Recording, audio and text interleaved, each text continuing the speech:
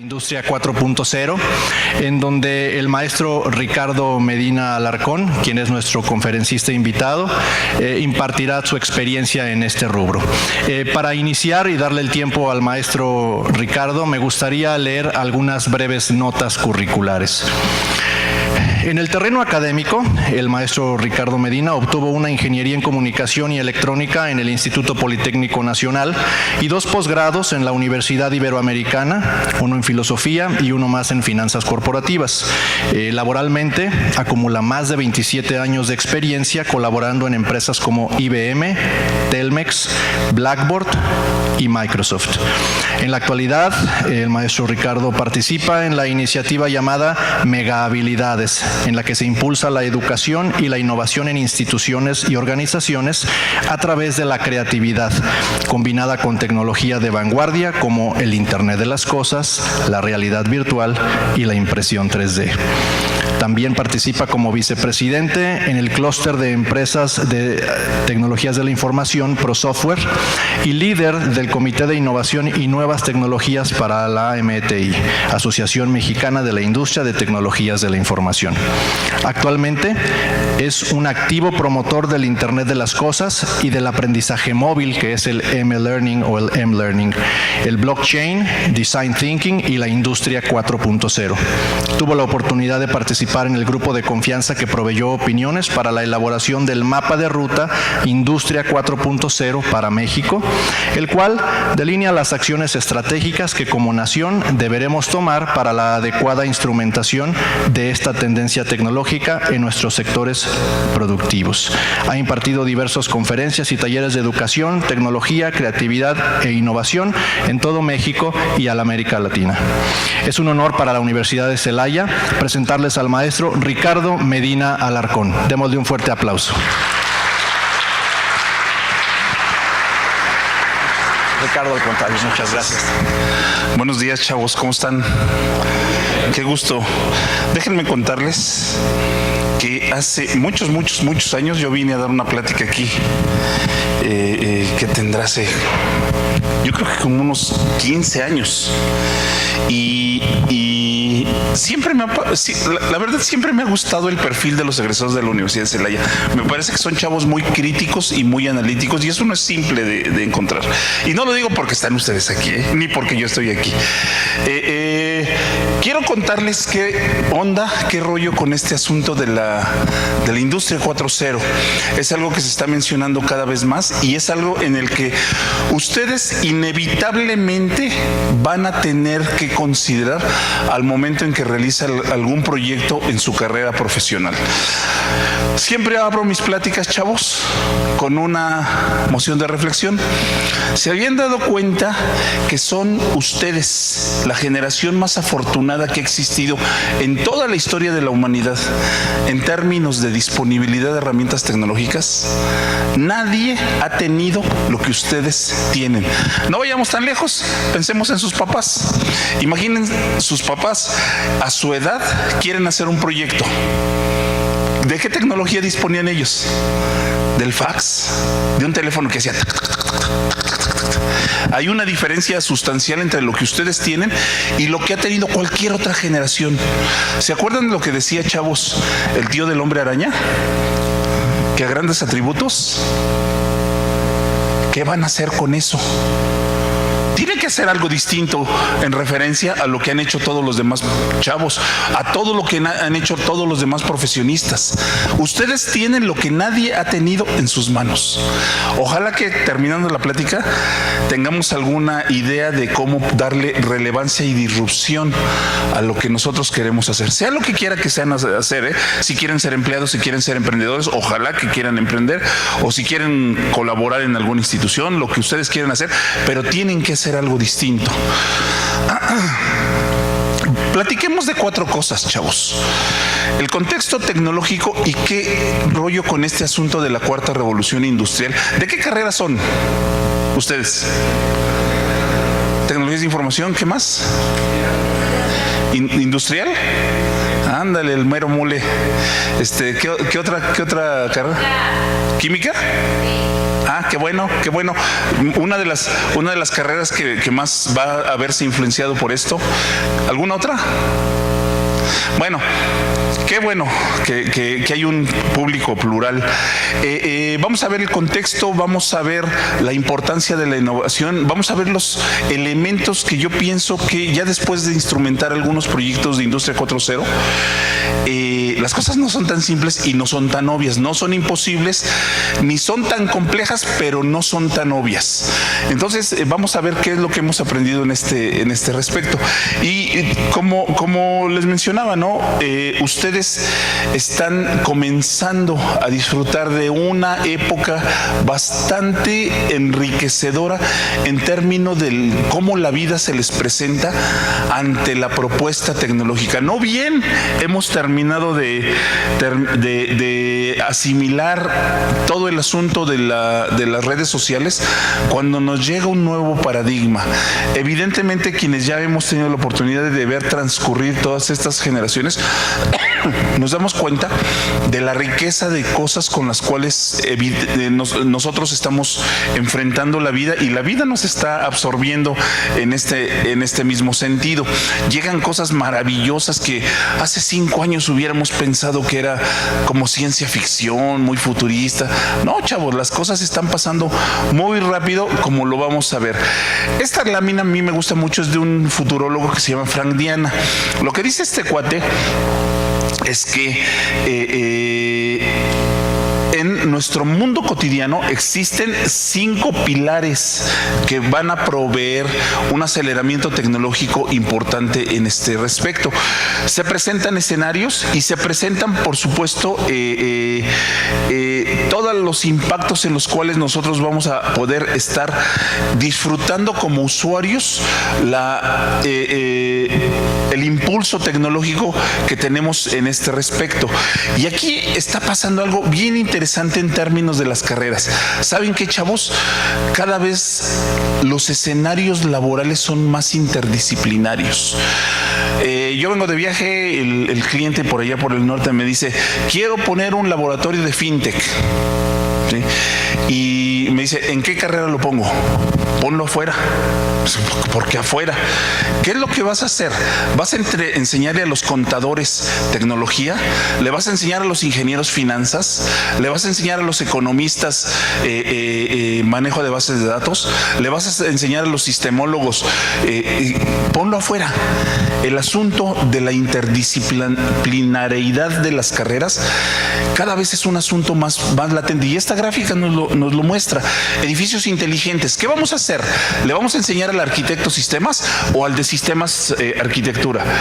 Campo inteligente. ¿Qué vamos a hacer? ¿Le vamos a enseñar al agrónomo cómo programar o a los programadores cómo sembrar? Son escenarios que cada vez más son más complejos, y evidentemente que presentan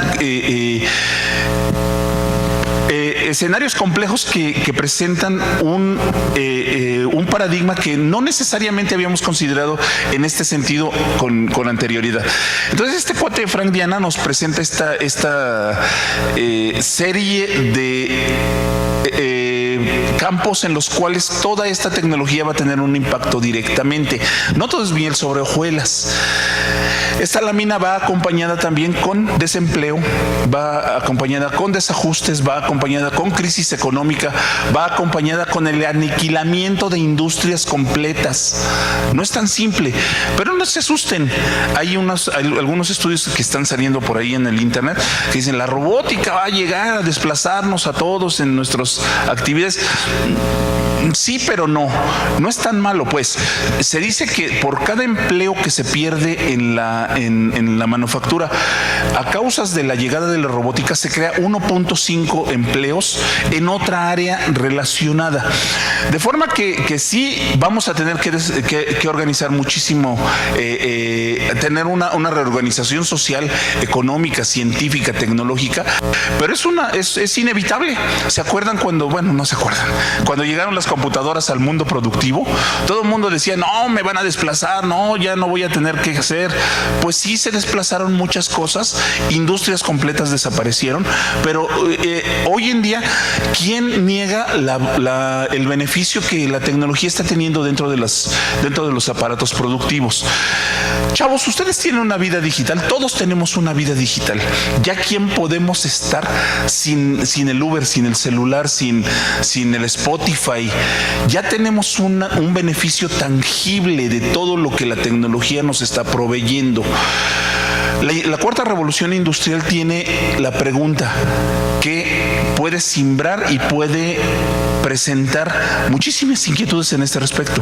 Todo mundo ya tenemos nuestra vida digital permeada por toda la tecnología que disfrutamos. ¿Cuándo va a permear en la industria, en las empresas, en las fábricas, en la misma forma en la que permeó en nuestra vida y en la misma forma en la que afecta nuestra vida positiva o negativamente?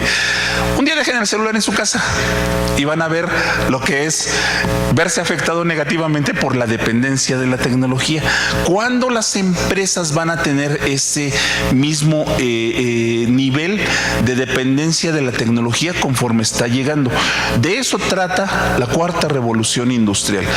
Cosas como la impresión 3D, que ya ahorita empieza a ser cada vez más común, lamentablemente poco aún en el sector productivo, cada vez más en los entornos estudiantiles. Cosas tan increíbles y cómo están evolucionando algunas disciplinas completamente en este respecto. Hay una empresa icónica, chavos, yo estoy seguro que todos ustedes la conocen. ¿Se acuerdan de Lego?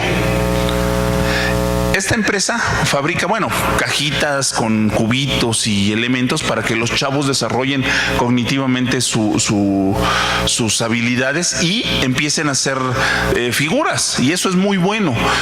Imagínense de dónde viene esa cajita que ustedes pueden comprar para su primito, para cuando tengan niños, etcétera, etcétera. ¿De dónde viene? Se diseña por allá en Europa, porque allá lo crearon.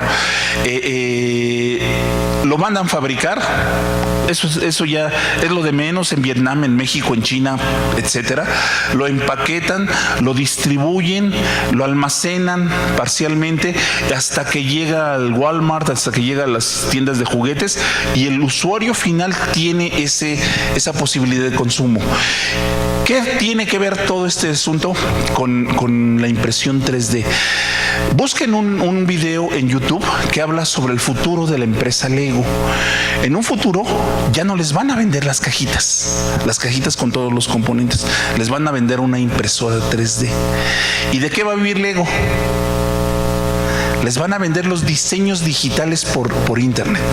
Yo quiero hacer un castillo, bajo los diseños, los imprimo en mi casa, y ¿qué le va a pasar a toda la cadena de suministro, a toda la cadena de comercialización, a toda la cadena de todo este asunto? Fíjense bien, en industrias tan tradicionales como el café, chavos. Bueno, ahorita hablamos de eso. Centrémonos en la impresión 3D. Una instrumentación tecnológica puede cambiar radicalmente toda una industria, y vamos a ver algunas que han sucumbido, algunas que han sabido adaptarse y algunas que están naciendo. Entonces, viene el asunto del Internet de las cosas, y también existe la promesa de que va a cambiar radicalmente la forma en la cual nosotros interactuamos con las cosas. Que es el Internet de las cosas? Pues no es otra cosa que conectar cosas al Internet, así de simple. ¿Para qué querríamos nosotros conectar cosas al Internet? Bueno, podemos tomar ventaja de muchas acciones que se realizan cuando nosotros conectamos cosas al Internet, desde cosas tan obvias como, por ejemplo, yo en esa puerta pongo un sensor, se abre a las 3 de la mañana, alguien le tiene que avisar, pero si ese sensor no está conectado al Internet, evidentemente no va a servir de mucho en este respecto. Y encontramos situaciones de comercio, de logística, hogar, medio ambiente. Yo vengo de Hermosillo, y en esta ocasión me tocó frío, pero en Hermosillo hace un calor, pero de veras de aquellos. Y unos muchachos están trabajando en un sistema que es de los más obvios, de los más inmediatos que uno puede encontrar. Están ustedes trabajando en la oficina, su carro está como a 50 metros en el estacionamiento. la posibilidad de prender su carro y el aire acondicionado desde su celular 3 minutos antes de que ustedes salgan, para que cuando lleguen al carro no esté tan caliente, o cuando lleguen a su casa desde su celular prender el aire acondicionado 5 minutos antes para que no esté tan caliente, hace mucho sentido en contextos como los que les estoy comentando. Y así podemos encontrar mil escenarios en agroindustria, en seguridad, en ciudades inteligentes, en edificios inteligentes, etcétera, etcétera, ¿no? Por eso les decía que de las premisas en la generación del conocimiento, para empezar, ya no necesariamente es generación, y no estoy hablando de adquisición, ya el asunto de adquisición de información y conocimiento ya es un rollo que debimos de haber dejado hablar de él hace 15 años, hace 20 años. Estoy hablando de la negociación, de la gestión del conocimiento. Cada vez más vamos a empezar a hablar de que ya no estamos en la sociedad de la información, ya vamos a estar en la sociedad de la imaginación, y a las pruebas me remito. Vamos a ver a qué nos lleva todo esto. El Internet de las cosas, la verdad es que no es tan simple de instrumentar como nosotros quisiéramos. Yo estoy seguro que muchos de ustedes, particularmente los chavos de sistemas, ya están familiarizados con el Raspberry, con el Galileo, el Newton, el Arduino, etcétera, etcétera. Déjenme decirles una cosa, y lo digo respetuosa y lo digo críticamente.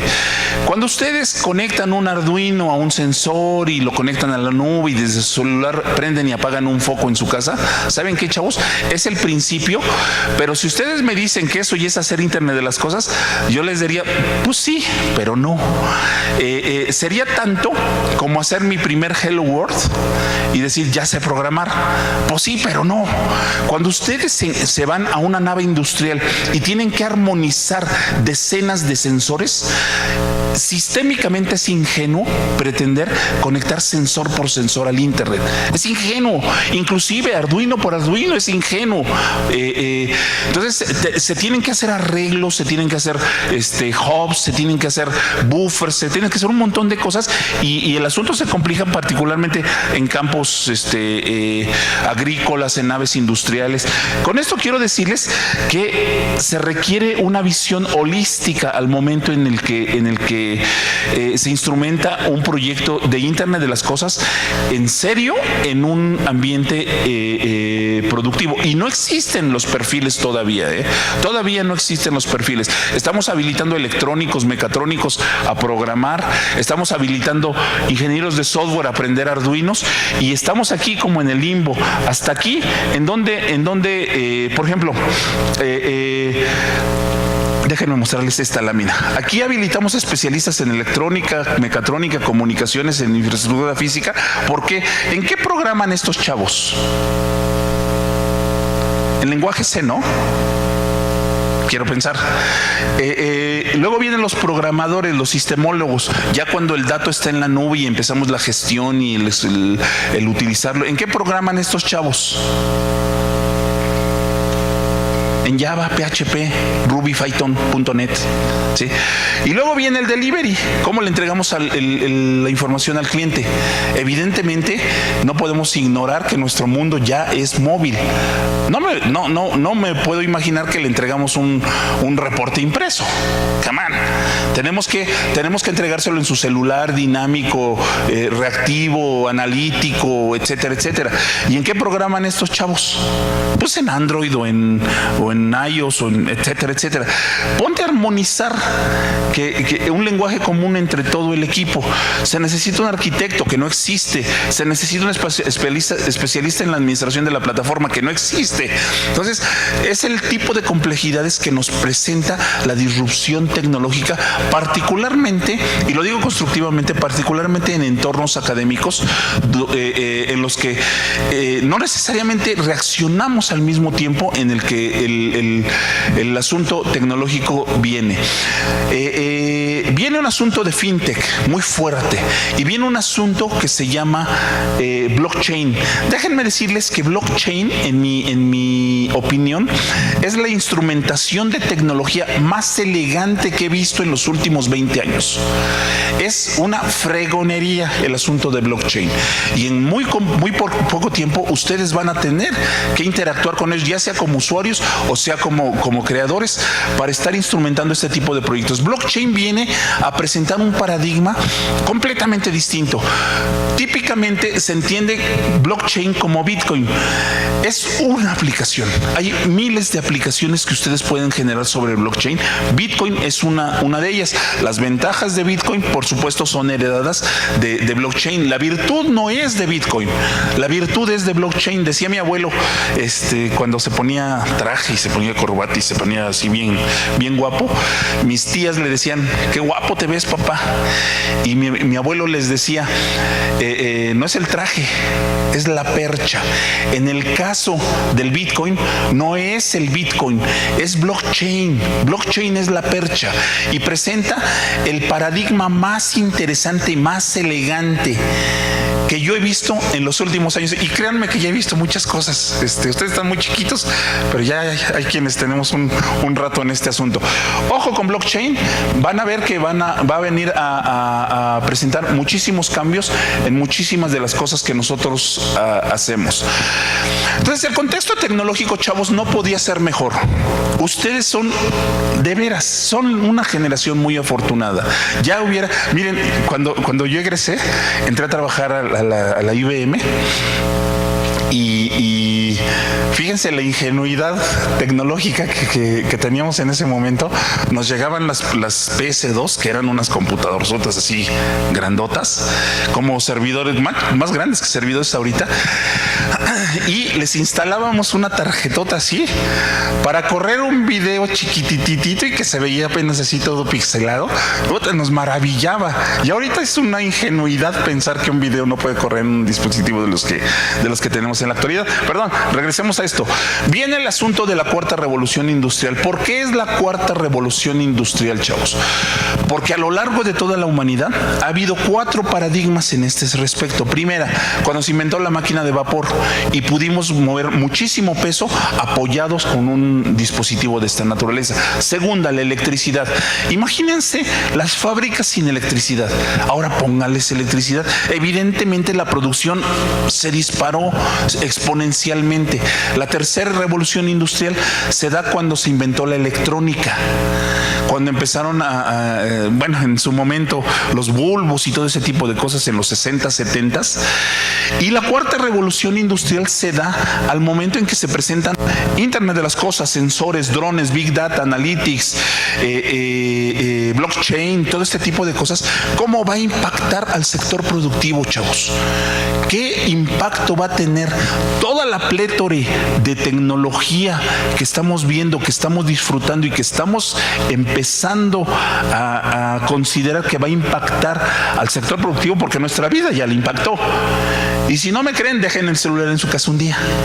¿Cuándo va a impactar y cómo va a impactar el sector productivo?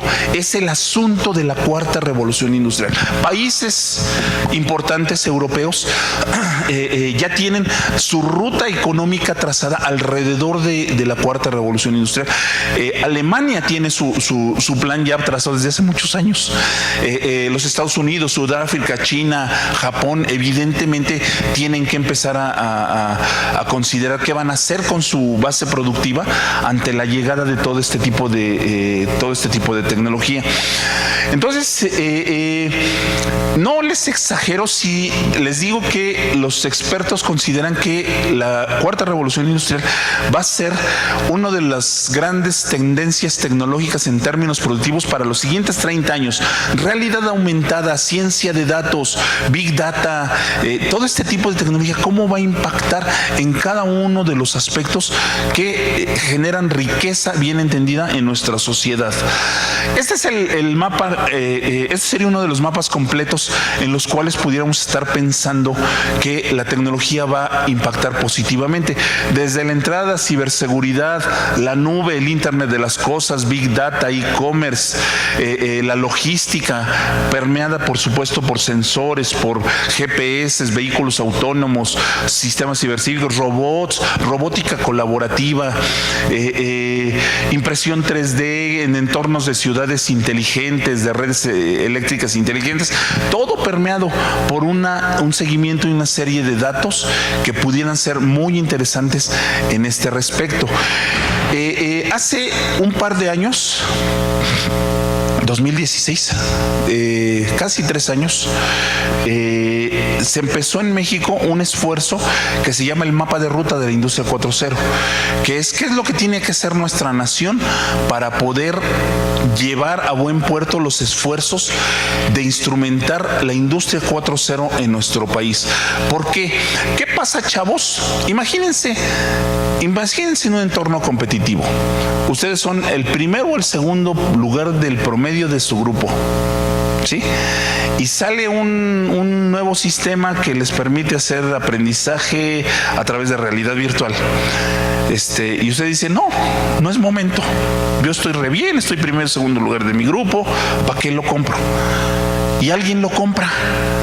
¿Sí? Y ese alguien, por el beneficio de utilizar este tipo de tecnología, se convierte en el primero o el segundo, y alguien más lo compra y sube, y alguien más lo compra y ustedes van bajando por la decisión de no haber instrumentado una mejora tecnológica en su práctica educativa.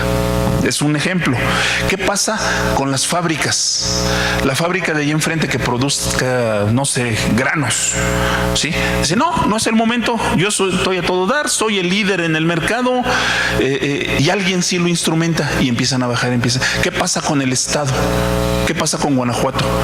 Que deciden, ahorita no le hacemos, estamos a todo dar, y otro estado, y hay estados que sí están instrumentando proyectos a nivel estatal, y empiezan a subir en áreas en las que ustedes eran líderes. ¿Qué pasaría con México? ¿Qué pasa con los países? Así funciona, chavos. Entonces lo que hicimos aquí, tuvimos el gusto de interactuar con organizaciones como Cisco, como Intel, como Volkswagen, como la Canietti, General Electric. Tuvimos el gusto de interactuar con ellos para ver cómo opinar en cuanto a la conformación del mapa de ruta para México. Hay varios elementos aquí: desarrollo de capital humano, instalación de laboratorios. Y yo les digo ahorita, hagan una pieza en impresión 3D. Yo no sé qué tan simple para ustedes sea acceder a una impresora 3D, que ya las venden en el Sams, pero todavía están medio cariñosas. Si yo les dijera, utilicen un visor de realidad virtual y hagan este programa, puede ser más accesible. Si yo les dijera, utiliza un sensor de aceleramiento de una precisión de no sé cuánto, no estoy tan seguro qué tan simple, qué tan accesible fuera ese tipo de tecnología para nosotros. Entonces se trabajó en este respecto. Se trabajó en Big Data, en universidades, etcétera. ¿Saben qué, chavos? Decía mi abuelo que de lejos se ven los toros. Nos faltaron cosas. Ya cuando empezamos a ir con las industrias, con las empresas, al campo real, porque eso lo hicimos con la mejor intención, pero no necesariamente todos teníamos experiencia en la instrumentación de proyectos de este tipo en el campo real, ¿no? Es distinto que alguien venga y les hable del Internet de las cosas. Yo agarro y bajo unas láminas de General Electric, de Cisco, de Intel, a que alguien venga y les diga, miren, tengo grasa en las manos, ya he hecho proyectos de Internet de las cosas, porque el contexto es muy distinto. Entonces, cuando empezamos a hacer esto, pues no todos teníamos experiencia en ese respecto. Empezamos a ir a ver clientes, fuimos a ver gaseras, cartoneras, fabricantes de autopartes, agroindustrias, empresas de manufactura, maquiladoras. Empezamos a ver todo este tipo de cosas y nos dimos cuenta que nos faltó considerar en el mapa de ruta, y yo espero que haya una nueva edición, nos faltó considerar 3 elementos muy importantes en este respecto. El primero, ¿se acuerdan de este cuate? El esposo de Hilaria. Este cuate fue presidente de los Estados Unidos en 2 periodos. Para el primer periodo estaban en su cuarto de inteligencia viendo qué le proponemos a los americanos para que voten por nosotros y le ganemos a Bush padre. Entonces a uno de sus colaboradores se le ocurrió una frase que se volvió icónica y que ya se utiliza en muchos contextos. Les dice, ¿cómo le ganamos? Y él agarra y les dice, it's economy, stupid. ¿Por qué? ¿A qué se refería? Se refería a que si los americanos tienen dinero en su bolsillo para poder alimentar a su familia, puede ser la base de un bienestar general y que todo lo demás pudiera ser trabajable, ¿no? Y dicho y hecho, sus periodos se caracterizaron por auge económico, por cuidar mucho esa parte y bueno, pero la frase se quedó. Y en este caso, chavos, yo les diría, no basta solamente la tecnología. Es el modelo de negocios. ¿Y saben qué? En México somos medrosos y somos tímidos instrumentando proyectos con un modelado de negocios distinto. Más se animan los chavos de las universidades, los emprendedores, que las empresas que tienen una trayectoria interesante allá afuera. Déjenme mostrarles estas gráficas. ¿Sabían ustedes, chavos, que México es el tercer país en el mundo con la relación producción de productos de alta y media tecnología contra Producto Interno Bruto más alta del mundo? Se los digo de otra vez. Después de Alemania y de Corea, México es el tercer país en el mundo con el cociente de producción de productos de alta y media tecnología contra Producto Interno Bruto. Y aquí viene una pregunta evidente. ¿Y por qué no vivimos como coreanos? ¿Y por qué no vivimos como alemanes? Más allá de todo lo que se produce en alta tecnología en América Latina, de México sale el 80%. De todos los demás países, Brasil, Argentina, Chile, Colombia, Perú, todos los demás producen el 20%. De México sale el 80%. Y esa es una paradoja tecnológica, y esa es una paradoja de capital humano, y esa es una paradoja económica. Vamos a ver cómo obtenemos una respuesta. Estas iniciativas son de altísimo valor, chavos. Ustedes las conocen. Van a ver ahí cosas que ustedes interactúan cotidianamente. Tinder, Snapchat, Spotify, Facebook, etcétera, etcétera, etcétera. ¿Por qué estas iniciativas despegaron, chavos? ¿Por qué de México no salió un Facebook? ¿Por qué de México no salió un Twitter? ¿Qué están haciendo ellos que no estamos haciendo nosotros, chavos? Fíjense, ¿saben de quién es este logo? Xiaomi. Es la segunda startup más valiosa del mundo. No es el Metro Iztapalapa, Xiaomi, fíjense, vale $45 mil millones. Vale más que Sony, Motorola y LG juntos. ¿Cómo es posible que unos fulanos ponen una empresa y en 10 años vale más que esas corporaciones? Yo trabajaba en Microsoft cuando Microsoft compró Nokia. ¿Se acuerdan que Microsoft compró Nokia? Nokia tenía el 60% del mercado de celulares hace 10 años. Se pagaron $7,200 millones por Nokia. ¿Saben dónde está Nokia ahorita? En el bote de basura de un funcionario de Microsoft. 3-4 años intentamos entrar al mercado. Sí, se hacían cosas muy bonitas. Yo era el responsable de las apps. No se pudo. Dije, no se pudo, no es negocio. Al bote de la basura. Nokia celulares, como lo compró Microsoft, ahorita está en el bote de la basura de un funcionario de Microsoft. ¿Es posible que unos fulanos ponen una empresa y en 10 años, ¡pum!, son la segunda startup más valiosa del mundo y valen más que estas corporaciones? ¿Qué están haciendo ellos, chavos, que los otros no están haciendo? Piensen fuera de la caja. El negocio no está en los celulares, chavos. Producen celulares, pero el negocio no está en los celulares. Venden celulares desde $130 hasta celulares de gama alta. Ellos juegan financieramente así que en la orillita de lo viable, comercialmente hablando, financieramente hablando, y eso es muy riesgoso, pero les está funcionando. Su negocio principal vende de las cositas que les cuelgan a los celulares, de las fundas, de los tonos, de ahí viene su negocio. Y así se posicionaron. Le dijeron, yo te vendo un celular como el que traigan ustedes, con las mismas características, 30-35% más barato. Así te lo pongo, ¿sí? Evidentemente es interesante. ¿Qué es lo que les interesa a ellos?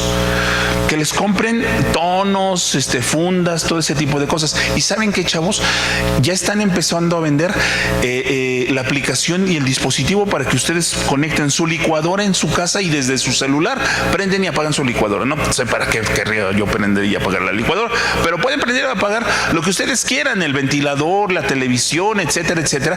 Ya están dirigiéndose a este tipo de situaciones. Fíjense, empresas como Uber o como Airbnb, que todo el mundo analiza como un fenómeno, son un fenómeno, son organizaciones que se dedican a un nicho de mercado, pero no tienen activos en ese respecto.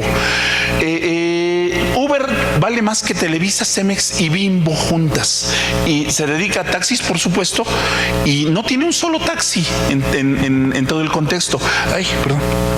Airbnb es la empresa de hotelería más grande hoy por hoy en México. Tiene más cuartos que Grupo Posadas.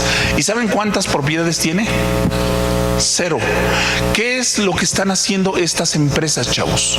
Evidentemente son empresas de base tecnológica, pero no es la tecnología y la forma en la cual estamos generando riqueza empresarialmente hablando en la sociedad está cambiando. ¿Saben cuántos empleados tenía WhatsApp cuando los compraron en $19 mil millones? ¿Saben cuántos empleados tiene Pemex? Y Pemex no vale $19 mil millones. ¿Saben cuántos empleados tiene Pemex? 500,000 de empleados. ¿Sí? ¿Saben cuántos empleados tenía WhatsApp cuando los compró Facebook en $19 mil millones? 55 empleados. ¿Cómo es posible que una empresa que tenga 55 empleados valga lo que Facebook compró por WhatsApp?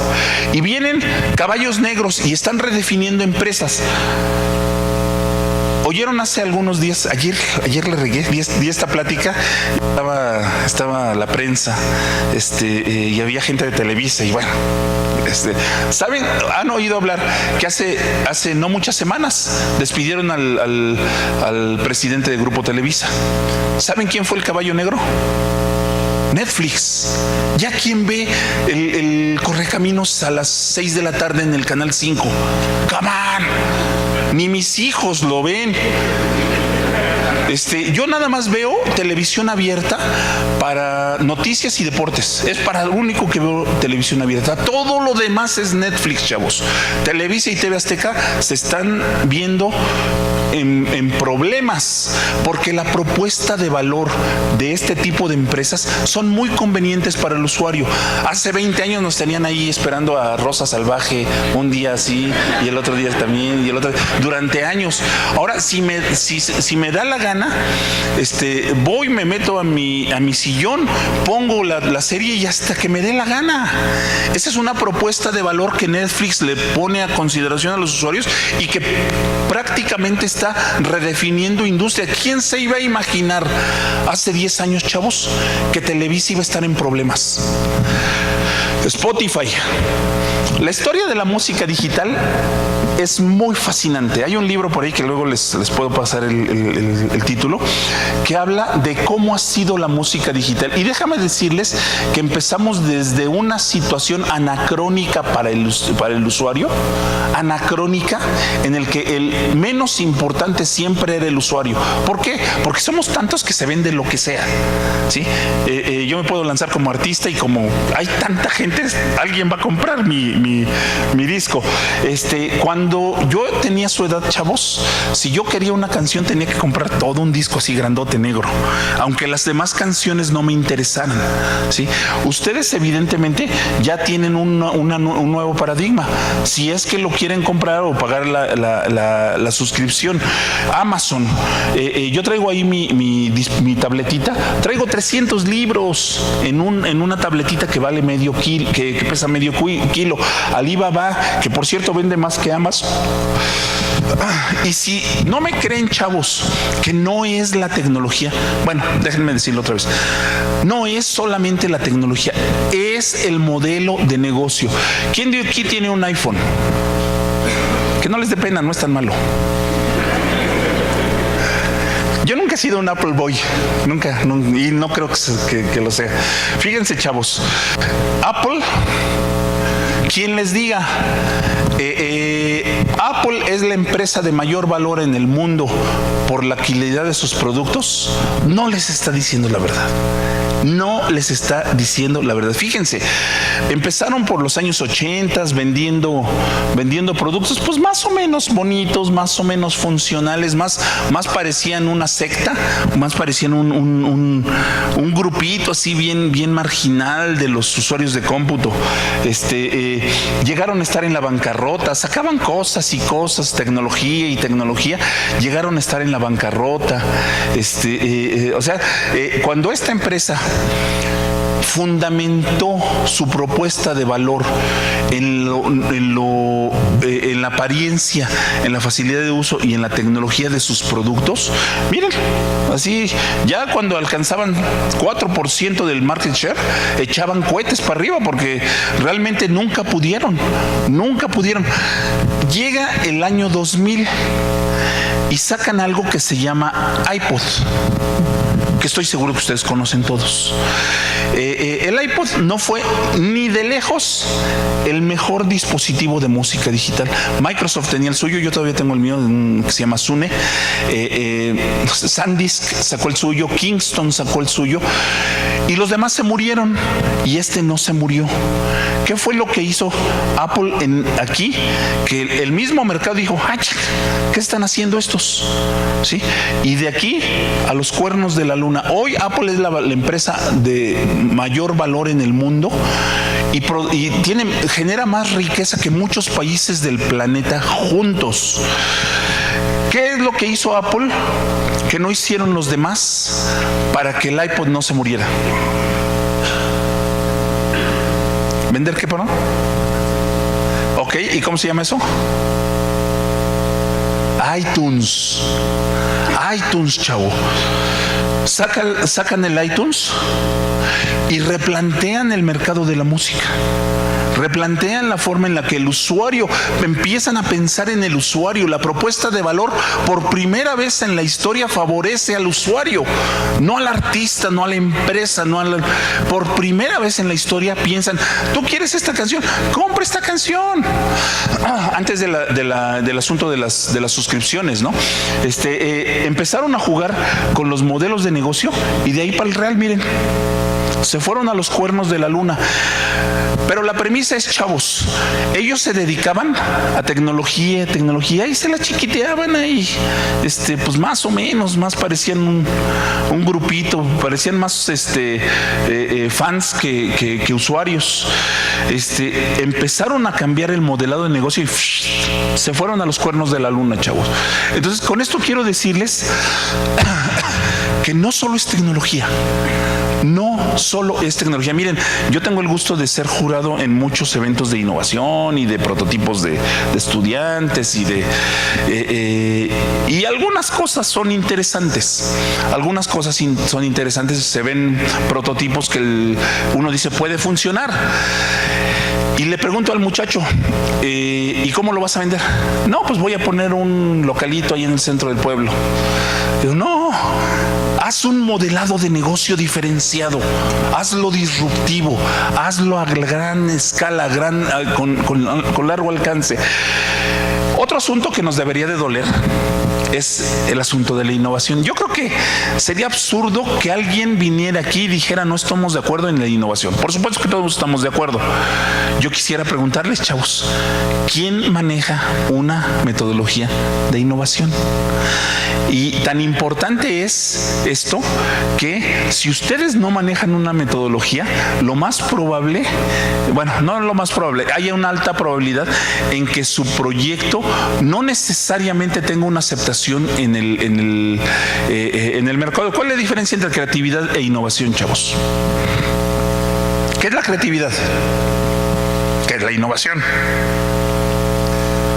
Como mexicanos somos muy creativos, ¿no? Generamos muchas ideas y hacemos muchas propuestas. Se me descompone el bocho y le pongo un mecatito ahí y funciona. Y el problema es que le dejo el mecatito hasta que revienta el mecatito y no lo compongo. Creatividad es generar ideas, pero de ideas no vive el hombre. Innovación es cuando esas ideas aportan valor. Y en esa maroma hay un montón de cosas que se pueden considerar. Esta lámina me encanta. Hace 10 años de esto, chavos. Hace 10 años. Forbes es la revista de negocios más importante del mundo. Hace 10 años, Nokia era el rey de reyes. Y decían, ¿quién va a parar a Nokia? ¿Sí? 60% del mercado de celulares a nivel mundial. En 10 años, un emporio está convertido en cenizas. Es más, en menos, fueron 6 años, porque a Microsoft le tomó 6 años deshacer Nokia. Pero fíjense, chavos, ¿de dónde salieron? ¿De dónde partimos de 10 años de un dominio absoluto en el mercado de celulares a estar completamente aniquilados? ¿Por qué innovar? Evidentemente innovar es importante. Yo estoy en contra de la innovación empírica. Estoy en contra de la innovación empírica. Yo cuando tengo la oportunidad de participar en eventos de innovación con los chavos, y los hackatones y ese tipo de cosas, y les dicen, tráete tu idea y en 3 días eres millonario y tu empresa y la vas a hacer y de aquí al estrellato. Híjole, yo cuando trabajo con chavos les digo, no traigas tu idea. No traigas tu idea. Primero, desarrolla la competencia de innovación. Y ya cuando manejes la competencia de innovación, entonces sí, traes tu idea. ¿Y saben por qué? Porque viene asertiva, viene depurada, viene sistémica, viene metódica. Y es una gran diferencia. Es como si yo quisiera correr el maratón de Boston y ahorita me inscribo. Evidentemente no voy a poder ni 300 metros. Me tengo que preparar, tengo que manejar una técnica, etcétera, etcétera. Según el World Economic Forum, chavos, hace un año salió un artículo muy interesante, por cierto, y muy importante para ustedes. ¿Saben cuál es la competencia profesional más importante para el futuro? ¿Cuál va a ser su diferenciador? Ustedes van a egresar junto con otros 500 chavos de su calibre a pedir 20 empleos allá afuera, si es que quieren emplearse, o van a lanzar su iniciativa. ¿Cuál es la competencia profesional más importante hacia el futuro según el World Economic Forum? El design thinking, chavos. ¿Y saben por qué? Porque nos provee una base de innovación, nos provee una base de resolución de problemas y nos provee una base de cómo enfocar y atender contextos complejos, cada vez más complejos. Viene el cuate Trump y arma su discurso. Y dice, voy a hacer esto, y se nos presenta un escenario muy complejo porque dependemos 80% de lo que le vendemos a los Estados Unidos. Ese es un escenario complejo. ¿Cómo lo resolvemos? Tenemos que ser sistémicos, tenemos que ser metódicos, tenemos que ver fortalezas, etcétera, etcétera, etcétera. No aventarnos así nomás para decir, yo creo que va a funcionar un sensor que yo ponga ahí. La verdad es que no. Puede ser que sí, pero lo más probable es que sea mucho más exitoso si ustedes manejan una metodología de innovación. ¿Por qué innovar? Sí es riesgoso, y eso se lo diría yo a los empresarios allá afuera, pero no innovar lo es más. Y si no, pregúntenles a todos estos que eran emporios y que no quisieron o no pudieron o no tuvieron la precaución de formar una trayectoria de innovación hacia su empresa. Su caso de estudio, el caso de estudio típico, el que siempre van a ver ustedes en las escuelas de negocios. Kodak. En 1975 desarrollaron la primera cámara digital. No quisieron arriesgar su mercado analógico. Dijeron, ¿para qué le buigo? Estoy re bien. Tengo ciudades enteras, contrato a toda la población, domino el mercado a nivel mundial. ¿Para qué le buigo? En 1999 hicieron una predicción. Dijeron que en 10 años la cámara digital no iba a modificar más allá del 10% del mercado. ¿Y saben qué, chavos? Se equivocaron. Fue al revés. En 10 años la cámara, los métodos analógicos de fotografía representaban apenas el 10% del mercado y todo lo demás se fue a digital. Y ellos lo inventaron y no lo quisieron lanzar al mercado. Todos sabemos lo que le pasó a Kodak. 3 años después, en la bancarrota. Ahorita están dando palos de ciego poniendo kiosquitos en los supermercados, a ver cómo están fabricando impresoras, viendo cómo recuperan su grandeza, pero la verdad es que ellos pudieron haber cambiado la historia de la tecnología y no lo quisieron hacer. No lo quisieron hacer. ¿Quién gana con la venta del iPhone? Nada en particular contra Apple, ¿eh? ¿Quién gana con la venta de un iPhone, chavos? ¿Quién? ¿Samsung? Puede ser, por las patentes. Evidentemente, quien gana es Apple. ¿Dónde se fabrica el iPhone? En China. Entonces, supongamos que gana China y gana Apple. Nos vamos a sorprender de muchas cosas, chavos. Este es un iPhone que tiene un precio de venta de $600. ¿Saben cuánto cuesta fabricar un iPhone que vale $600? Menos de la tercera parte. ¿Por qué ustedes se los venden en $600 y cuesta menos de la tercera parte? ¿Ya está incluido? ¿Por qué otra cosa? ¿Por qué se lo pagan? Y si se los dan $100 más caro, se los pagan ustedes. Se los dan así porque lo pagan. Así de simple. Ahora fíjense, para que China fabrique un iPhone, chavos, Estados Unidos le vende $24 en insumos. Corea del Sur, Samsung, le vende $80. Alemania le vende $16, etcétera, etcétera, etcétera. Apple se lleva de estos $600 $269 y las apps que vienen incluidas en el iPhone se llevan $130. ¿Saben cuánto se queda en China por fabricar un iPhone? 1%. $6 de los $600. $6, 1%. Entonces, si ustedes imaginan que China gana con cada que se vende un iPhone, no necesariamente.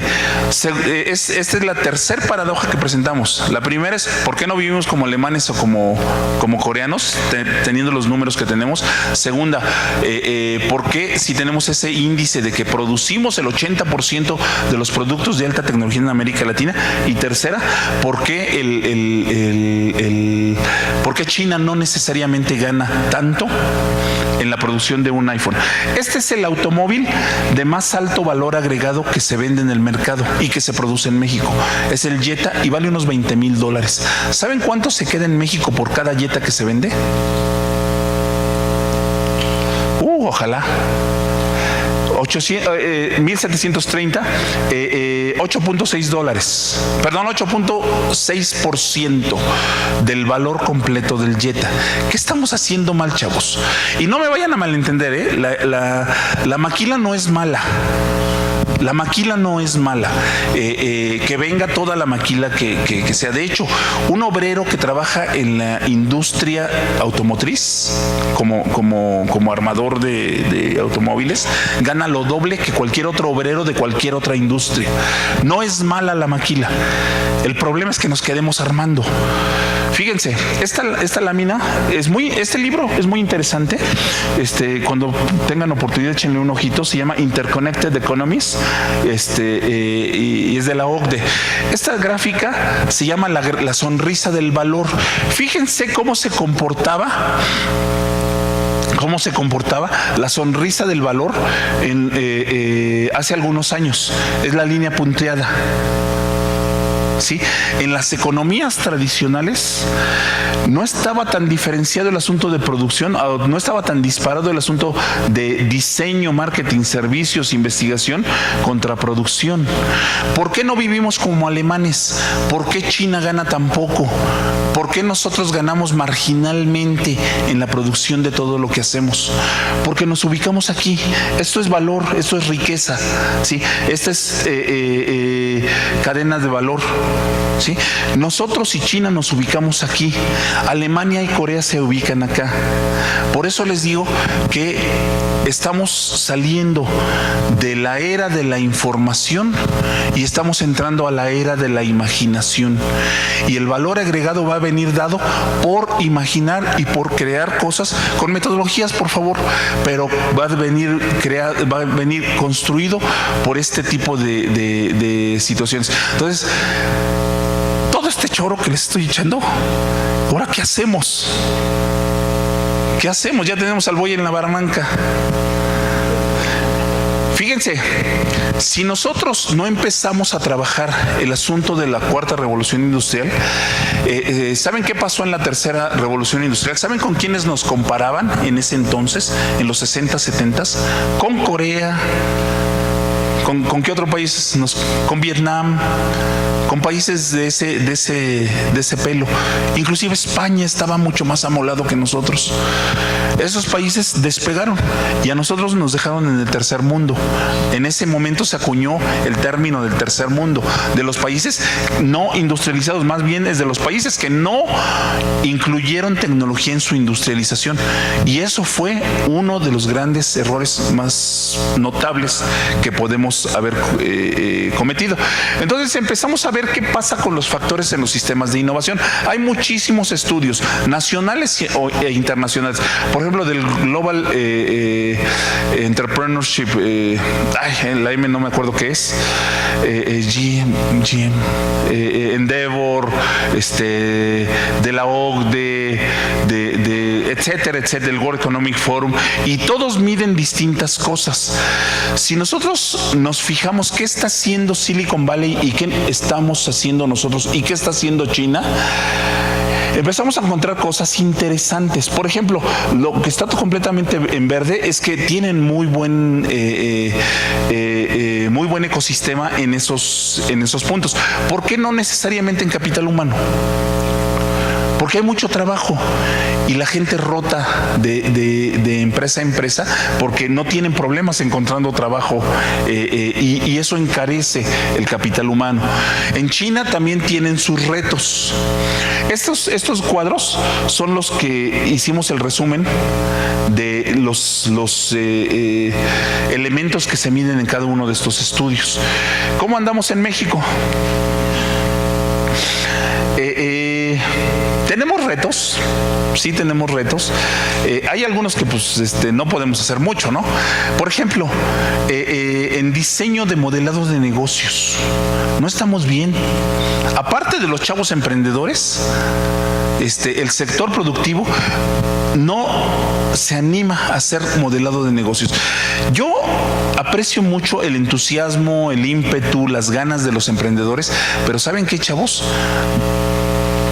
Yo creo, es mi opinión, que en el estadio en el que se encuentra nuestro país no va a salir adelante con emprendedores. No me malentiendan, es muy bueno que haya emprendedores y qué bueno, y etcétera, etcétera. Fíjense, le aventamos la bronca de innovación a nivel país al eslabón más débil. El chavo no tiene clientes, no tiene capital, no tiene producto, no tiene historial, no tiene, pero se avienta a hacer este tipo de cosas. La empresa que tiene ahí afuera 50 años produciendo y que tiene clientes y tiene maquinaria y que no quiere innovar porque está muy ocupada en el asunto de producción. Platicaba con un alto funcionario de la Secretaría de Economía y me decía, ¿sabes qué? El asunto de la innovación en México ha sido de los peores índices que hemos obtenido a nivel nacional e internacional. Imagínense todo lo que se ha invertido de dinero desde el sexenio de Fox, el de Calderón, el de Peña, súmenlo todo, ¿sí? Y vean todas las iniciativas que la caravana del emprendedor y que la red emprendedora y que no sé qué.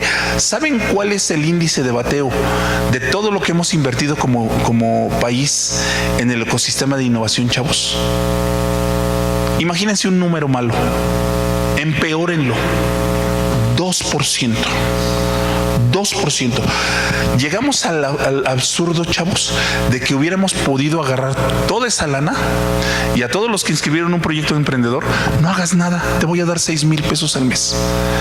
Se les hubiera podido dar toda esa lana y así, de todos modos, hubiera sido más sano financieramente hablando. Entonces algo estamos haciendo mal y hay que considerar en ese respecto qué es lo que estamos haciendo mal, ¿no? Viene el asunto de las competencias. Y aquí tiene mucho que ver con personas jóvenes como ustedes. Fíjense, yo trabajé para Microsoft y hacíamos tours de reclutamiento. Venían mis compañeros de Microsoft de Estados Unidos y hacíamos tours de reclutamiento para 3 plazas en Estados Unidos y 5 plazas aquí en México. Y poníamos el anuncio de se va a hacer tour de reclutamiento y las colononas de chavos, ya se imaginarán, y a los que se iban a Estados Unidos se les daba la visa y todo el asunto. A mí me tocaba organizar eso en su momento. ¿Saben cómo se decidía quiénes se iban y quiénes tenían una plaza en la empresa? Había 3 pruebas. Primera, dime en inglés en 2 minutos por qué quieres entrar en Microsoft. La gran coladera era evidentemente una competencia básica, que es el inglés. Segundo, les poníamos, evidentemente eran para puestos técnicos, les poníamos un problema en una cartulina, les decíamos en el lenguaje que quieras, no tiene que ser Microsoft, en Ruby, Python, hasta en Apple, en el lenguaje de programación que quieras, resuelve ese programa. ¿Qué es lo que estábamos evaluando, chavos? Capacidad analítica. No estábamos analizando cuántos lenguajes de Java se saben. Estábamos analizando cómo resuelve problemas el chavo. ¿Sí? Tercera, ¿cuál era la tercera? Aún así, ya después de dos coladeras, pues eran un montón. Eran como 200 personas y nada más teníamos 5 plazas. ¿Cómo se quedaban? La última. Dime en inglés o en español, en lo que tú quieras, porque ya habían pasado la de inglés. ¿Por qué quieres entrar a Microsoft? Y había palabras clave, ¿sí? Colaboración, trabajo en equipo, liderazgo, ese tipo de conceptos. Había chavos que se centraban, no, yo me sé tantos comandos de Java, yo me sé tantos comandos de la base de datos y yo trabajo tantos sistemas operativos y ¿saben qué? Esto es volátil. El asunto de las habilidades, las competencias suaves, son lo que define, lo que hace la diferencia entre un profesionista que resalta en el mercado laboral, en mi opinión. Y tengo 27 años de experiencia conociendo e interactuando con personas.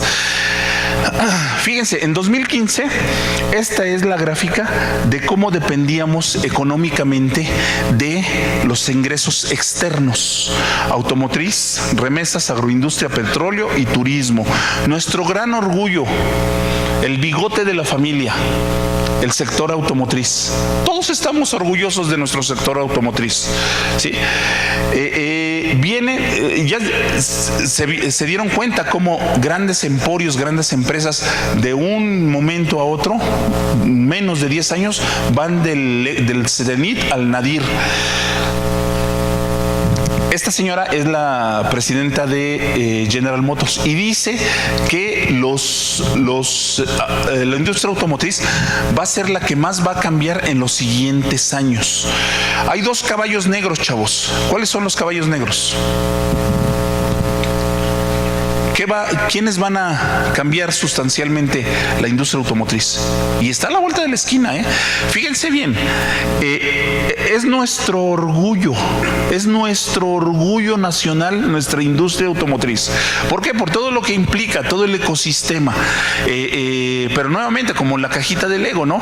Se diseña, se produce, se almacena, se traslada a los centros de consumo, llega a centros de almacenamiento temporales, llega al retail para que yo en la refaccionaria de enfrente tenga un foquito que le sirve a mi bocho, ¿sí? Y no necesariamente estoy hablando de las grandes armadoras, estoy hablando de todo el ecosistema que trabaja en este asunto. Dos caballos negros. Primero, la impresión 3D. Yo tengo un carro alemán y me rompieron una calavera y voy a la concesionaria y me dice, no, pues es que tu carro no tengo la refacción. Ven dentro de 2 semanas, que van a conseguirlo de donde se produce, se traslada, se almacena, llega a México, llega a los puntos de toda la cadena logística y de valor, de la cual estamos orgullosísimos los mexicanos, ¿sí? ¿Qué va a pasar en el futuro? Las refaccionarias del futuro. Imagínense un local vacío, una mesita, una computadora, internet. ¿Qué quiere, señor? Quiero una calavera. ¿Cómo no? ¿De qué modelo? Bajan el archivo y empiezan. Ahí está tu calavera. ¿Qué le va a pasar a todo el ecosistema, chavos? ¿Qué le va a pasar a nuestro orgullo nacional? Todavía es muy caro imprimir en metal, en la impresora 3D. Todavía no. Pero créanme que refacciones pequeñas, polímeros, plásticos, resinas, todo ese tipo de cosas, ya es bastante lograble lo que se puede hacer con la impresión 3D. Segundo caballo negro, los autos eléctricos. Y en los autos eléctricos, chavos, el principal negocio que viene hacia el corto y mediano plazo no son los autos eléctricos. Sí, oyeron bien, lo dije bien. En los autos eléctricos, el principal negocio que viene en corto plazo no son los autos eléctricos. ¿Están de acuerdo que no podemos seguir contaminando el planeta? ¿Qué vamos a hacer con tanto cacharro que tenemos allá afuera? El principal negocio de los autos eléctricos, por cierto, si conocen a algún inversionista, aviéntense a un negocio de este tipo, es la reconversión. Yo agarro, pongo un taller mecánico de reconversión, viene un carro, le quito el motor que contamina, le pongo un motor eléctrico, le pongo un motor híbrido, le pongo pilas y órale. Sí, ese va a ser un negociazo, chavos. Y bueno, yo creo que esto puede ser lo suficientemente preocupante para nuestro orgullo nacional. Y fíjense en cuánto aporta, Fíjense cuánto nos trae y vamos a tener que resolverlo en muy poco tiempo. Proyecten esto a 10, 15, 20 años, chavos. ¿Quiénes nos mandan las remesas? Evidentemente nuestros parientes, ¿no? Todos 10% de los mexicanos están en los Estados Unidos. Manda dinero el que se fue, primera generación, y tiene su familia acá. Viene la segunda generación que ya está allá y van a tener a sus hijitos allá y van a tener su familia allá y ya no necesariamente van a tener que estar enviando dinero, ¿sí?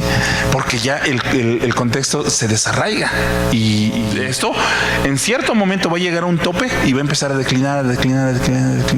¿Por qué? Porque ya las familias van a estar allá y Estados Unidos no va a volver a aceptar 12 millones, 15 millones de mexicanos. Entonces, ¿qué nos va a pasar con la siguiente oleada de recursos? Petróleo, cada vez tenemos menos, ¿sí? Nos queda la agroindustria y nos queda el turismo. ¿Qué es lo que tenemos que hacer, chavos? Tenemos que ser más competitivos en todas las industrias y en todas las actividades que nosotros hacemos. Entonces, lo que hicimos, chavos, fue presentarle un proyecto a la Secretaría de Economía. Les conté todo este choro porque el año pasado fuimos con Economía y le dijimos, no consideramos todo lo que teníamos que considerar en el mapa de ruta.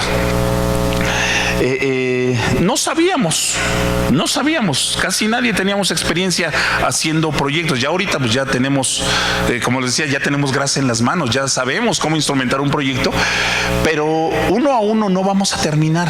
Entonces presentamos un proyecto a la Secretaría de Economía para capacitar a 750 personas en 17 ciudades sobre Industria 4.0 en lo que nos falta.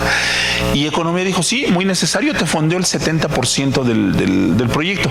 Entonces lo que hicimos fue un diplomado que vamos a dar aquí en la Universidad de Celaya, que tiene la siguiente lógica. Partimos de estrategias de innovación, Internet de las Cosas, impresión 3D, arquitectura de tecnología, diseño y consultoría y modelos diferenciados de negocio. El año que entra vamos a estar tocando temas como multimodelos, blockchain, entornos inteligentes, ciencias de datos, etcétera, etcétera, ¿no? Entonces, todo lo que aprendimos que se debería de hacer al momento en que se lleva un proyecto de Industria 4.0 a una empresa y que no lo pusimos en el mapa de ruta porque no sabíamos que iba a ser necesario, se empezó a plasmar en esta iniciativa que evidentemente vamos a estar ofreciendo aquí en la Universidad de Celaya. ¿Cuál es el objetivo? Es el desarrollo de consultores para la Industria 4.0. ¿Por qué consultores? Porque lo que hacíamos al principio era agarrar al programador más picudo y decir, tú conoces realidad virtual, tú conoces Big Data, tú conoces, ve y convence al cuate que fabrica cartón aquí afuera, de que le entre al rollo de Industria 4.0. Va el cuate técnico y no sabe qué decirle. Luego al cuate de negocios le decimos, ve y convence a la fábrica de cartón, pero no tiene las bases tecnológicas, y no tiene las bases de modelados de negocio, y ya vimos que el modelado de negocios es importante. Entonces pensamos, se necesita una figura que no existe todavía, y empezamos a generar consultores para la Industria 4.0. El diplomado está conformado de introducción a la Industria 4.0, estrategias de innovación y modelado de negocios, eso que está haciendo Uber, eso que está haciendo Airbnb, eso que está haciendo TaxRabbit, eso que están haciendo. Hay una forma de mapear proceduralmente cómo lo tengo que hacer, qué cambio tengo que hacer, cuánto tengo que invertir, a quién tengo que capacitar, etcétera, etcétera, y bajarlo a un enfoque sistémico. Arquitectura de tecnologías 4.0. ¿Qué hago en términos tecnológicos para instrumentar una iniciativa de esta naturaleza? Y diseño y consultoría de proyectos para la Industria 4.0. El cliente siempre me va a decir, no tengo tiempo, estoy muy ocupado, no tengo dinero. ¿Sí? Fíjense, nosotros fuimos a instrumentar un proyecto de este tipo con una empresa que fabrica tubos de escape. Y muy interesante, le hicimos un mapa de ruta de aquí a 3 años. ¿Qué es lo que más te duele? ¿Cuál es tu prioridad? Y empezamos por este tipo de situaciones. Hicimos un piloto, chavos. A mí no me gustan los pilotos, pero hicimos un piloto. Y todas sus máquinas, así, sensorizamos su conexión eléctrica. Por otras razones, encontramos algo bien interesante. Llegan los obreros a las 4 de la mañana y levantan todos los switches eléctricos y todas las máquinas empiezan. Entra la primer lámina a la primer máquina, la meten y luego viene la segunda parte del proceso, y luego viene la tercera. Ya cuando llega a la quinta, sexta máquina, ya son las 11 de la mañana. Le hicimos un análisis al cliente y le pusimos un sistema inteligente. Es decir, la máquina se va a prender 5 minutos antes de que sea utilizada según una lógica de cadena productiva. Por ahí por los de industrial. No desde las 5 de la mañana. Le pusimos una gráfica de cuánto le estábamos ahorrando al cliente en electricidad industrial. Y ustedes saben que la electricidad industrial en México no necesariamente es de lo mejor en términos de precios. Dijimos, te estoy ahorrando 12% de tu consumo eléctrico. Ya le podemos poner dimensión. Entonces el cliente agarra y me dice, sí, todo tu choro, todo tu rollo está muy bonito, no tengo dinero. Digo, bueno, ¿quién está peleado con su dinero? Usemos un modelo diferenciado de negocios. De lo que te estoy ahorrando, porque te estoy comprobando que te estoy ahorrando de energía eléctrica, la mitad es para ti y la mitad es para mí. Y nosotros hicimos un plan de negocios y al año, 2 meses, llegamos llegamos a punto de equilibrio. Nosotros compramos los sensores, nosotros compramos la nube, el analytics, etcétera, etcétera, etcétera, le invertimos y firmamos un contrato con el cliente a 3 años. Del año 3 meses para allá, evidentemente solo son costos de mantenimiento. Del año 2 meses para acá es para pagar lo que se invirtió en ese sentido. Y son modelos de negocio, chavos. ¿Quién nos va a decir que no? Le estamos dando 6% al cliente, se está ahorrando el 6% de su consumo de energía eléctrica. Y son formas en las cuales podemos llegar con las empresas, demostrarles cuánto tienen que invertir, cuál es el retorno de inversión, el retorno de inversión, cuál es el costo, el TCO, Total Cost of Ownership, el costo total de propiedad, qué tienen que cambiar, cuál es su plan estratégico, qué modelado de negocio, etcétera, etcétera. Entonces, eso se ve en este módulo, ¿no? Entonces, está su gentil consideración, chavos. Me sentí muy cómodo en la plática. No sé si tienen alguna pregunta, alguna duda, algún comentario que quisieran ustedes hacer. No sé cómo ando de tiempo. ¿Alguna duda, pregunta, chavos? Debate. De esos Apple Boys que no les haya gustado las gráficas que mostré.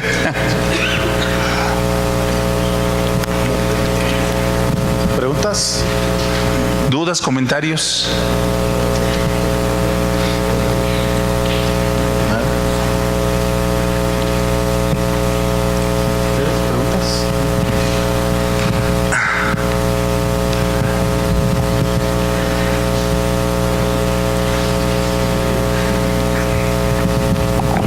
Bueno, pues primero que nada, muchas gracias por estar aquí con nosotros. Yo creo que hablo por todos cuando les digo que estamos muy agradecidos por la plática. Mi pregunta es, en su experiencia profesional, en estos 20 y tantos años de experiencia, ¿qué es lo que cree usted que nos hace falta a nosotros como estudiantes mexicanos o como mexicanos en general para ser más innovadores? ¿Qué es lo que nos limita a no ser innovadores? Yo creo, mira, yo he tenido la oportunidad de evaluar muchísimos proyectos y el mexicano es ingenioso. Todos lo sabemos, el mexicano es ingenioso. Creo que nos falta decisión de cristalizar los proyectos y nos falta método. Imaginemos que yo tengo la oportunidad de ver a quien soy 25, 30 años antes en la escuela. No sé, ya se manejaban estrategias de innovación. Siempre te va a servir la capacidad analítica, el pensamiento crítico. Siempre te va a servir este tipo de cosas. Los lenguajes de programación van y vienen, las tecnologías van y vienen, pero si tú tienes una sólida base de habilidades blandas o de soft skills, eso te va a diferenciar en cualquier empresa. Gracias. ¿Alguna otra pregunta, chavos? ¿Quedó claro lo que es la cuarta revolución industrial? ¿Ya habían oído hablar de ese tema? Hola, buenos días. ¿Qué tal? Antes que nada, muchas gracias por la plática. Soy maestro aquí de la Universidad de Celaya. Traje un grupo de maestría que está con nosotros. Sí, maestro. Y bueno, mi pregunta es, ¿qué hicieron ustedes o qué están haciendo sobre lo que es la realidad aumentada? ¿Qué vieron en toda esa parte? Mire, haga de cuenta que la cuarta revolución industrial es una cajota y dentro de la cajota hay muchas tecnologías. Está blockchain, está big data, está la impresión 3D, está el Internet de las cosas. Una de esas tecnologías es la realidad aumentada. En realidad aumentada nosotros hemos hecho 2 proyectos en particular. Me refiero en mi estadio ya como empresario. Una para un museo que es un proyecto bastante interesante que todavía no sale al público, y el otra para capacitación en una farmacéutica. Tiene sus nichos y no es barato desarrollar proyectos de realidad aumentada. Particularmente la gran preocupación de esto es el asunto de que el mantenimiento pudiera ser muy caro si uno cambia el sistema original, ¿no?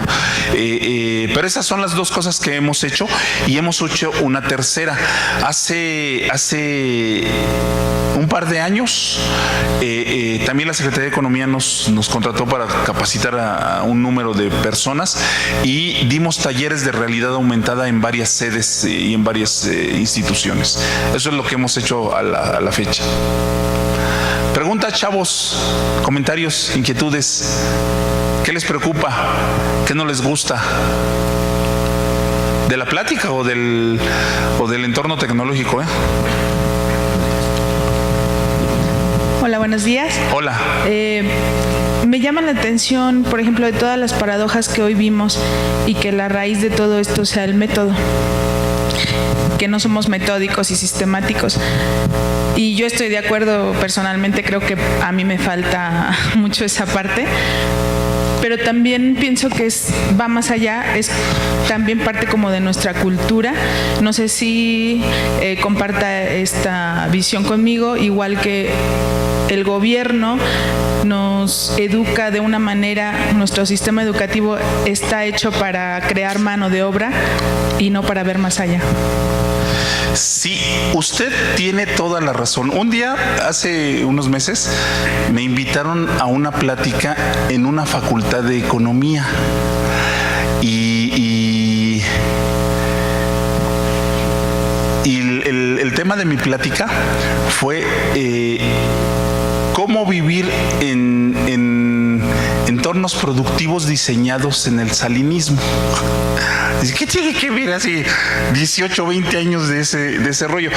Cuando yo egresé, empecé a trabajar en un centro de investigación en la IBM. Yo jalaba cables, por supuesto. Pero había un centro de investigación de la IBM en México, y así de muchas empresas. Se me ocurrió poner la premisa de que la investigación de la iniciativa privada en México prácticamente se aniquiló. ¿Y sabe por qué?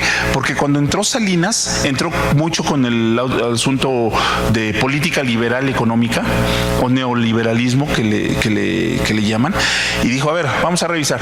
La IBM tiene un centro de investigación aquí. ¿Por qué? Porque hay una ley que dice en México que las ganancias de las transnacionales tienen que destinar 2% a investigación en México. Entonces todos tenían su centro de investigación, todos, por ley, 2% tenían que viene Salinas y dice, este es un obstáculo para la inversión extranjera, lo quita. Entonces agarró, quitó esa ley y condenó a la inmensa mayoría de la investigación en México a meterse en las universidades, que tiene cosas buenas y que tiene sus bemoles. Entre sus bemoles es que mucho no es investigación aplicada. Mucho no necesariamente tiene que ver con el entorno productivo. En una empresa sí, porque yo investigo para mejorar mis procesos, pero prácticamente toda la investigación agarró y la metió. Y empezaron a generar, fue el auge de universidades tecnológicas, universidades politécnicas, institutos tecnológicos, en los cuales se nos veía como el manufacturero del mundo. Y se logró. Eso no tiene nada de malo. El problema es que descobijó la parte de diseño, descobijó la parte de creatividad, descobijó la parte de innovación. No tiene nada de malo todo lo que se hizo en este sentido, creo yo. Lo malo fue no considerar también esta parte. Y bueno, fue una política económica y de país deliberada, sí, así se pensó que fuéramos el hub manufacturero del planeta. Creció enormemente. Estos números no son casualidad, están diseñados para eso. El problema es que no creamos, solamente armamos, y ese es el asunto en el que estamos. Ya vimos que habiéndonos convertido en el hub manufacturero ¿qué consecuencia tiene eso? Por ejemplo, que para que seamos atractivos para la manufactura, el salario tiene que ser así, muy atractivo. ¿Por qué? No, a lo mejor sí porque se ha deliberado, pero también competimos con los chinos, y competimos con los vietnamitas, y competimos con los tailandeses, y si nosotros nos encarecemos un poco, la empresa que tiene la manufactura no se tienta el corazón, agarra y la mueve a China sin ningún problema. ¿Por qué tenemos que diseñar? Porque se queda aquí, la riqueza se queda aquí. ¿Por qué tenemos que instrumentar mejoras basadas en innovación y en creatividad? Porque son ideas y propuestas que se quedan aquí. La manufactura va y viene, va y viene y va y viene. Y se va a quedar aquí muchos años en tanto les convenga.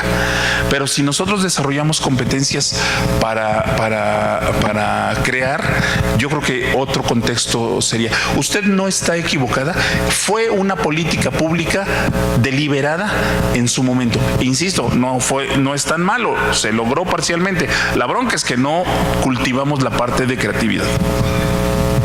¿Alguna otra pregunta, duda, chavos? ¿Comentarios? Sí, una pregunta. Buenos días. Hola. Oiga, en tu opinión, ¿cuál es el pronóstico para Guanajuato? El pequeño dentro de ahora. Ajá. 30 años, ¿qué se pronostica? ¿Qué sigue? ¿Cómo va la tendencia? Comentó algo ahorita, pero ¿cómo va a estar Guanajuato en 30 años en base a lo que usted está muy informado? Mire, Guanajuato tiene un aspecto de mucho afecto para mí en lo personal. Las raíces de mi familia, aunque yo y 2 generaciones antes nacimos en la Ciudad de México, mi abuelo nació en el Callejón del Beso. O sea, las raíces de mi familia están acá. Yo creo que Guanajuato ha tenido un desarrollo muy interesante en términos de atracción de maquila. Hay una cosa que me preocupa. Yo platico con colegas de empresas y me dicen, no encuentro gente que quiera trabajar, no encuentro programadores, no encuentro y eso no es un fenómeno exclusivo de aquí. El Estado le invierte al desarrollo de su capital humano y se van a Querétaro, se van a la Ciudad de México, se van a Guadalajara, se van a Monterrey, y eso me inquieta, y mucho es por el salario que se le ofrece al capital humano aquí. Si se ofrecería un buen salario, ¿para qué me voy de mi casa? Ese es lo primero. Lo segundo, no es una sentencia, no es una crítica, es una consecuencia. ¿Y por qué no ganamos más? Porque no aportamos valor, porque no aportamos más valor. Armar esa pieza, pues nada más me dicen paso 1, paso 2, paso 3, paso 4, tan, y cualquiera lo puede hacer. ¿Sí? Ahora, diseña esa pieza. El contexto es muy distinto. Entonces, a lo mejor eso es lo que yo veo que van muy bien en términos de atracción de inversión extranjera, de maquila, con todo lo que implica. Yo creo que se posicionan muy bien en términos de agroindustria. Me preocupa un poquito la parte de capital humano, nada más sería lo único que yo desde fuera y desde lejos pudiera estar observando. ¿Alguna otra duda, chavos? ¿Preguntas? ¿Comentarios? ¿Debate? Gracias. Bien, Ricardo, muchísimas gracias. Por cuestiones ahorita de tiempo vamos a concluir con esta sección de preguntas y respuestas, pero no sin antes, por parte de la Universidad de Celaya, hacemos un reconocimiento al maestro Ricardo Medina Alarcón por su invaluable participación como expositor en esta conferencia con el tema Industria 4.0, y Ricardo, pedimos que se te pueda brindar un caluroso aplauso. Muchísimas gracias. Muy amables.